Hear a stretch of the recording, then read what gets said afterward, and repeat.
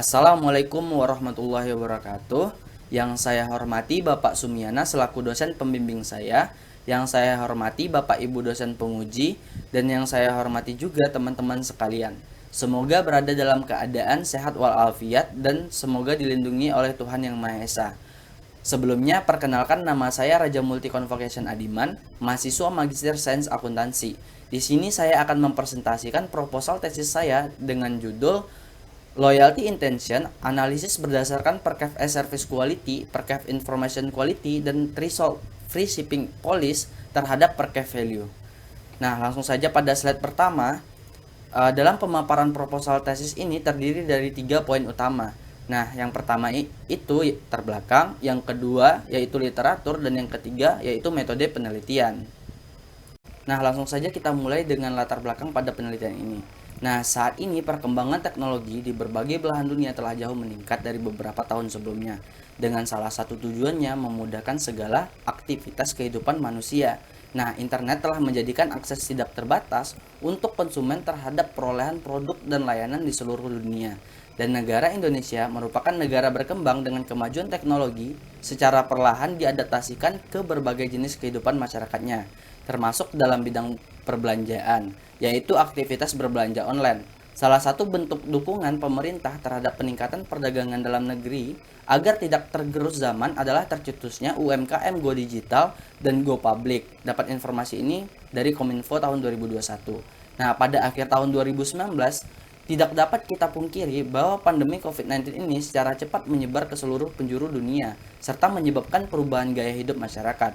Pandemi COVID-19 ternyata mengakibatkan transaksi digital, khususnya e-commerce, terus mengalami peningkatan dengan data hingga kuartal 1 tahun 2021 sudah mencapai 548 juta transaksi dengan nilai nominalnya sebesar 88 triliun. Nah, oleh karena itu diperlukan riset yang mengarah kepada bagaimana mempertahankan loyalitas pelanggan agar tetap berbelanja di suatu situs web tertentu.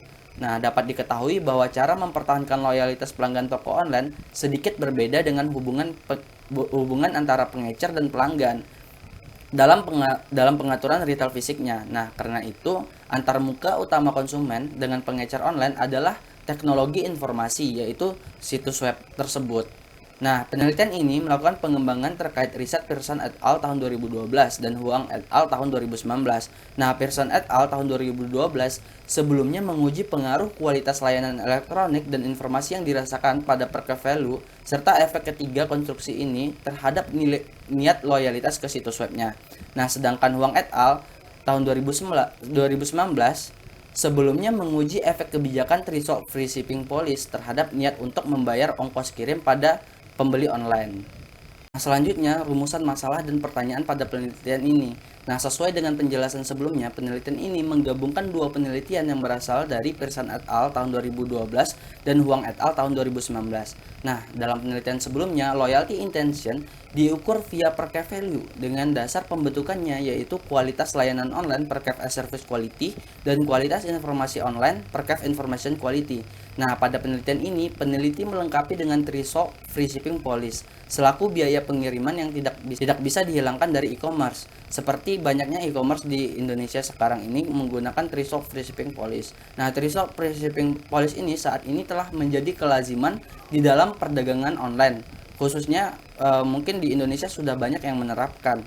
Nah, Threshold Free Shipping Policy ini merupakan bagian dari layanan konsumen yang tidak terlepas dari manajemen pemilik situs tersebut. Nah, penelitian yang berkaitan dengan hal free shipping policy telah banyak dilakukan. Namun, sebatas bagaimana pengaruh gratis ongkir terhadap niat loyalitas pelanggan online.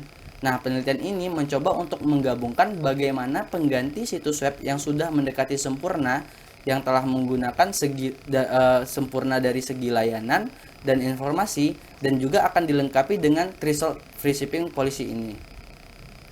Nah, penelitian ini juga meneruskan saran penelitian dari Pearson et al. Tahun 2012.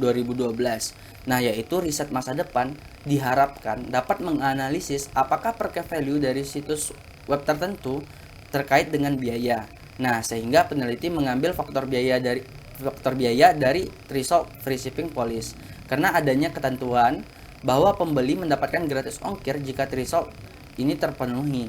Nah, tentu saja jika threshold tidak terpenuhi akibat kendala keuangan atau kurangnya produk yang diinginkan atau keinginan dari seorang konsumen, konsumen dapat beralih ke situs web lainnya. Nah, sehingga pertanyaan penelitian dalam penelitian ini adalah yang pertama, apakah dimensi service quality mempengaruhi per cave service quality? Nah, yang kedua, apakah per cave service quality dengan dimensi serviqual mempengaruhi per cave value? Nah, yang ketiga, apakah konstruksi comprehensive information quality mempengaruhi per cave information quality? Yang keempat, apakah per cave information quality dengan konstruksi comprehensive mempengaruhi per cave value-nya? Nah, yang kelima, apakah threshold free shipping policy mempengaruhi per cave value tersebut? Nah, yang keenam, apakah per cave value yang didasari oleh per cave service quality, per cave information quality, dan juga threshold free shipping policy mempengaruhi loyalty intention?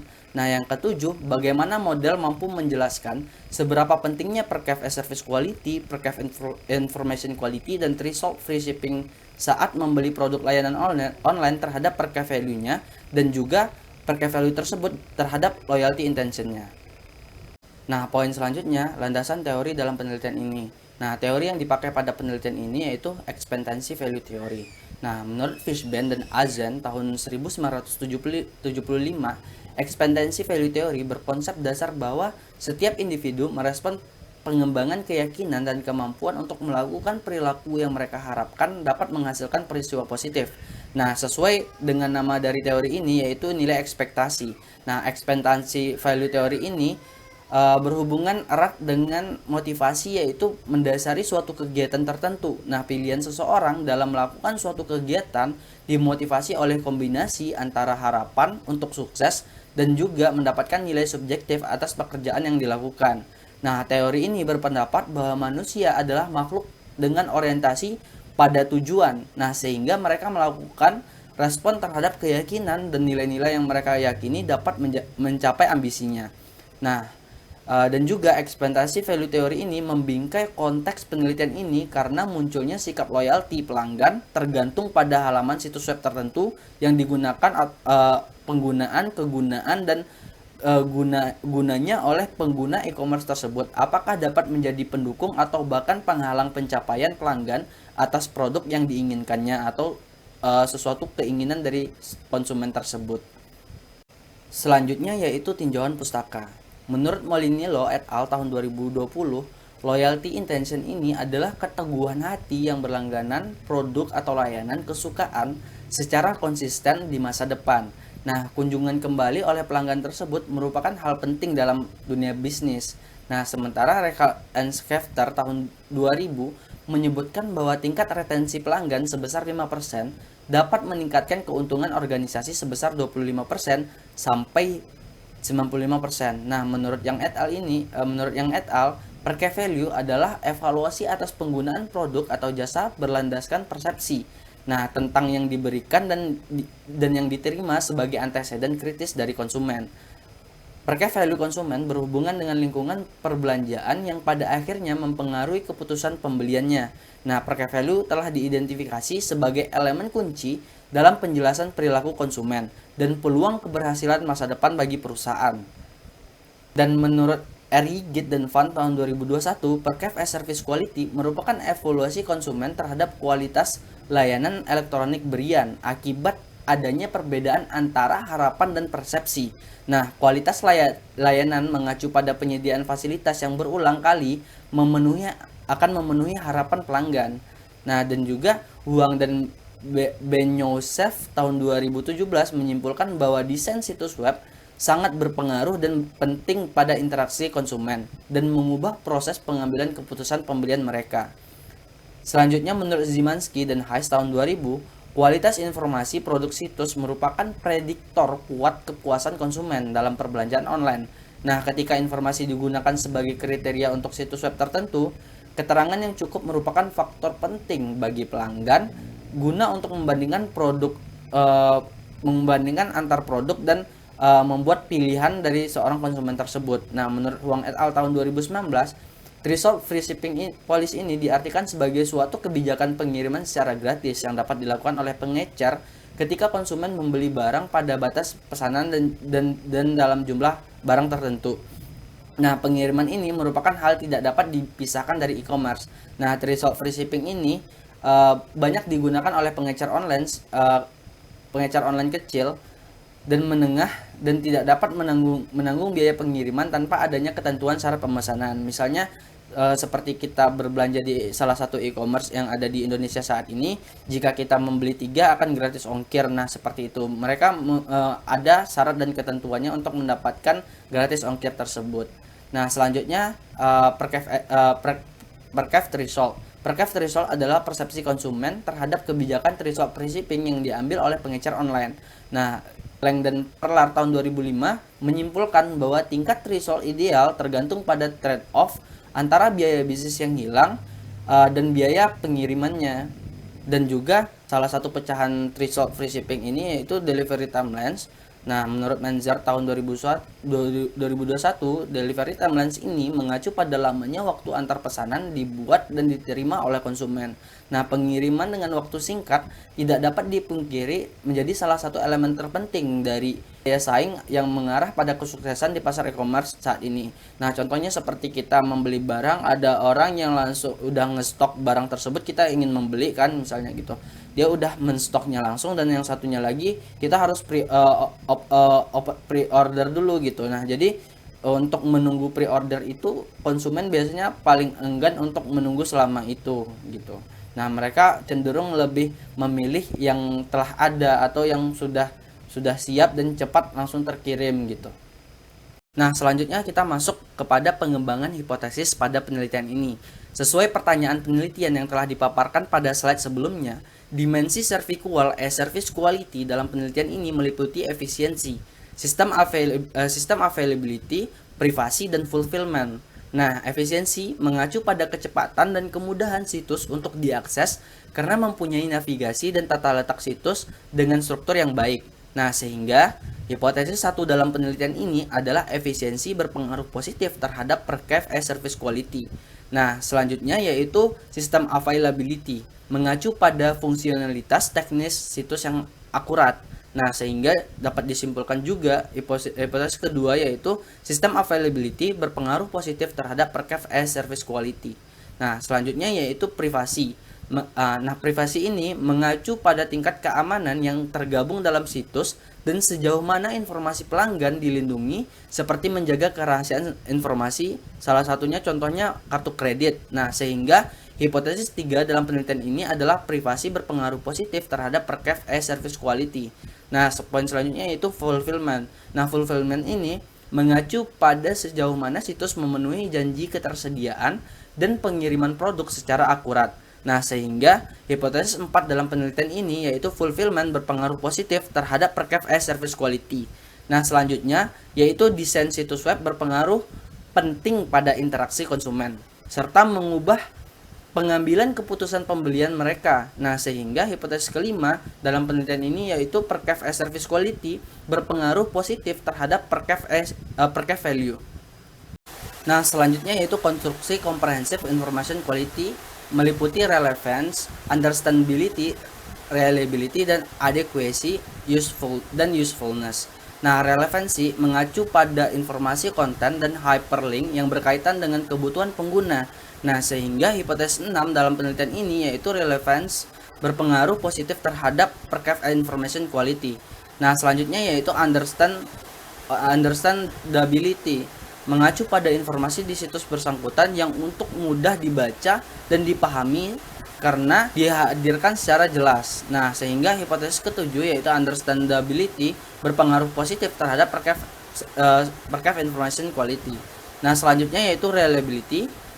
Reliability ini mengacu pada tingkatan ketepatan, kredibilitas, dan keandalan dari informasi tampilan dalam situs web.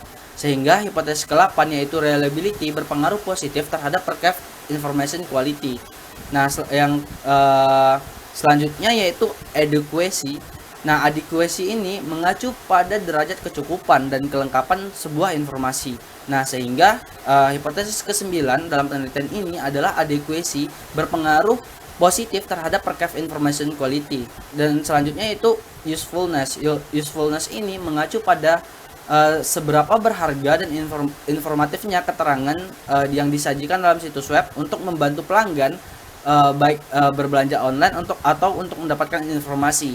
Nah, sehingga hipotesis 10 pada penelitian ini yaitu usefulness berpengaruh positif terhadap Perkef Information Quality. Nah, masih pada pengembangan hipotesis pada penelitian ini, selanjutnya yaitu informasi yang memuaskan dan akurat dapat membantu pelanggan online dalam penentuan keinginan. Sehingga hipotesis 11 dalam penelitian ini adalah Perkef Information Quality berpengaruh positif terhadap Perkef Value. Nah, Perkef threshold yang lebih tinggi dapat menurunkan Perkef Value konsumennya, sehingga hipotesis 12 pada penelitian ini yaitu Perkef threshold berpengaruh negatif terhadap Perkef Value-nya. Nah, selanjutnya itu distribusi pesanan yang cepat atau delivery timelines dapat meningkatkan manfaat dan utilitas dari transaksi online. Nah, sehingga hipotesis 13 pada penelitian ini yaitu delivery timelines berpengaruh positif terhadap Perkef Value. Nah, selanjutnya yaitu Perkef Value dengan nilai baik dan positif yang didapatkan konsumen dapat juga berpengaruh terhadap loyalty intention karena di belakangnya terdapat harapan pelanggan yang terpenuhi. Nah, sehingga hipotesis 14 dalam penelitian ini yaitu Perkef Value berpengaruh positif terhadap loyalty intention. Nah, selanjutnya kita masuk kepada poin terakhir yaitu metode penelitian. Nah, variabel dependen dalam penelitian ini yaitu Perkef Value dan loyalty intention. Nah, Perkef Value diukur dengan indikator kegunaan, harapan, pengalaman, dan kesamaan nilai. Nah, sedangkan loyalty intention diukur dengan indikator rekomendasi dan kesetiaan. Nah, dan juga selanjutnya variabel independen dalam penelitian ini terdiri dari Perkef Service Quality, Perkef Information Quality, dan threshold free shipping policy. Nah, penelitian ini menggunakan data primer yang dikumpulkan via kuesioner, menggunakan sampel sebanyak 300 peserta yang pernah bertransaksi pada aplikasi Shopee, GrabFood, dan GoFood. Nah, kuesioner dalam penelitian ini berbentuk skala Likert 5, pilihan jawaban, dan skala perbedaan semantiknya. Nah, untuk metode analisis data, penelitian ini menggunakan metode Structural Equation Modeling Partial Least Square atau SAMPLS dengan penggunaan software Warp PLS versi 6.0. Nah, demikian presentasi saya pada hari ini. Terima kasih kepada dosen pembimbing, dosen penguji, dan teman-teman sekalian. Mohon maaf jika ada salah kata dan kekurangan. Saya akhiri, wabillahi taufik wal hidayah. Assalamualaikum warahmatullahi wabarakatuh.